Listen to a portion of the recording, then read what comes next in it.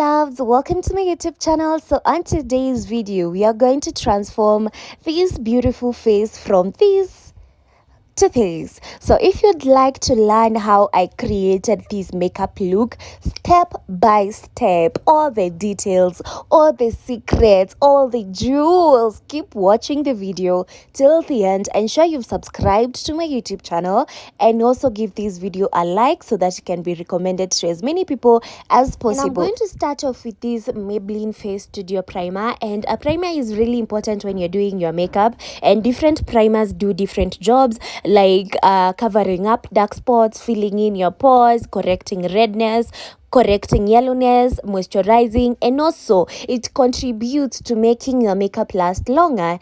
And then I'm going to use this Wet and Wild loose powder, and I'm just going to literally bake. Did I say literally? Literally bake my face, and this really helps with making my makeup last long because I have an extremely oily face and I'm just baking, and I'm even eating my baking. Like, who does that? And this is me just being goofy after eating all that baking. And for foundation, I'm going to use Zaron foundation in the shade FZ45, and to blend in that foundation I'm using a damn beauty blender. I didn't say a wet beauty blender. I don't want to see water coming out of your beauty blender, please. No. And don't use a dry beauty blender, please. No, just use a damn beauty blender. And also, when you're going to use this technique, please ensure that you're very, very fast, because the powder tends to make the foundation dry out very, very quickly. So just be very, very fast with this, because otherwise it's not going to look that good. And it's now time to highlight. I'm going to use a Legal Pro concealer. This is in the shade Cool Tan. So I'm just going to highlight the normal areas that we highlight, the areas that you want to be more brighter, because that's why I'm using a lighter concealer. I'm not using a concealer that is in my shade. No, I'm using a concealer that is lighter than my skin tone to brighten up those areas that I'm actually highlighting. And that's the purpose of highlighting. I wanted to use this fan. I was initially using my hands, and I remembered I have a fan, and sikuwa nimecharge. It just it just ran out of charge and I just threw it away. Anyway, let's now get into blending. And after application of your concealer, give it some time to just give you a better coverage. So just give it some time. Don't blend in immediately. That's the purpose of me using the fan and also trying to fan myself using my hands. Yeah. And then blend. I would advise that you use the same beauty sponge that you are using. Yes, it gets easier compared to using a fresh beauty blender or a beauty sponge. So blend. The secret to doing a good makeup and having a flawless looking skin after your makeup is just blending. It's as simple as that. Just blend, taking your time. Yes, don't look at the tutorials and you're like, oh, she took just 1 minute to blend. Oh, please, no. We take a lot more time because these videos are edited just to ensure that we don't keep you here for much long. Yes, so just blend. Take your time with blending as much as possible until you feel like it's well blended. Taking your time, please, taking your time. So just blend until it's well blended. Take your time. And as I've said, I would advise or I would recommend that you use the same beauty sponge that you are using with your foundation to blend in that concealer. So let's blend. And that's why I left this long video of me blending. And then I'm going to contour. So I'm going to use this contour. It's a concealer, a Legal Pro concealer. And on contouring, you contour the areas where you just want to make them a little bit less visible. It's the opposite of highlighting. Contouring is the opposite of highlighting. So the areas that you want them to be a little bit less visible, those are the areas that you actually go ahead and contour. And I'm going to set the areas where I highlighted with the translucent powder by Wet n Wild. And if you note, I have used the same beauty sponge that I was using to cream highlight to set that powder. Then I'm going to set the areas where I cream contoured using a powder, and this is the finishing powder by Fit Me. And the reason why we set the areas where we've either cream contoured or cream highlighted using powder is because we don't want our makeup to move. Imagine a scenario where you have cream, maybe an ice cream, and you have a powder. You left them at the same place with the same temperature, and after a few minutes you'll find out that the cream has moved, but the powder is still at the same place. It's still at the same place. So that's why we use powders to set those areas, to just make our makeup not to move and last us longer. So right now what I'm doing is I'm reverse contouring.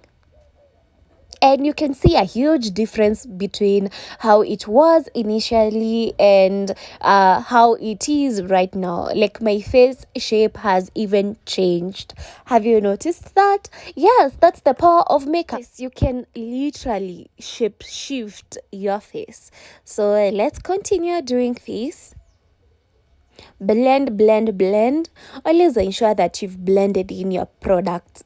It doesn't matter what you are applying, but just ensure that you have blended in your products really well, and you'll just notice when it's well blended, because you don't see any harsh lines. That's how you know that you've blended in your products really well. And then I'm going to contour my nose. I'm still using the same concealer that I used to contour my face, so I want to make my nose smaller, and that's the reason why I'm contouring my nose. I have a big nose.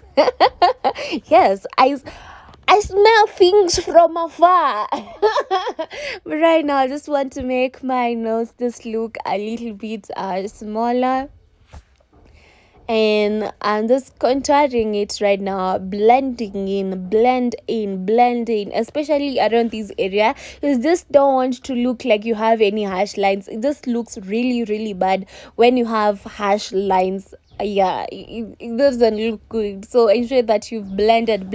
Take your time with blending. Take your time, honey, take your time.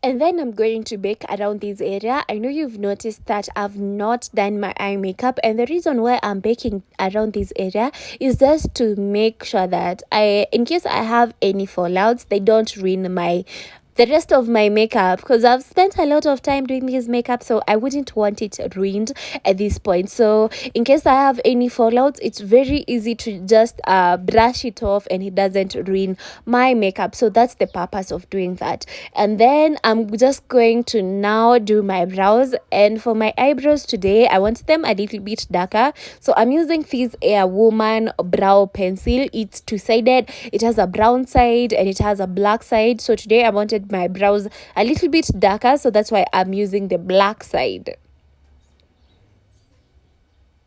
And I start off with lining them first before I go ahead and fill them. And this just makes it easier because I can be able to see the shape of my eyebrows, if they are looking alike, if they are looking like sisters, cousins, distant relatives, before I go ahead and fill in. So at this point, it's very easy to just redo them compared to when you've filled in and everything is just there. And then I'm going to fill in starting from the tail, going inwards, and I'm going to just fill it 3/4 way, not all the way, because I want it to look a little bit more natural. So I'm going to use Maybelline brow gel. It's brown in shade, brown in color. yeah, it's a brown shade. It's a brown shade to fill in, yeah, so that it can give it a more natural look. This brow gel also, it's very good with people who don't have a lot of brows like me. It mimics natural brows. Yes, the strokes looks very, very natural. And then to clean up the bottom part, I'm going to use a concealer. The concealer shade that I'm using is Fawn, and it's by Illegal.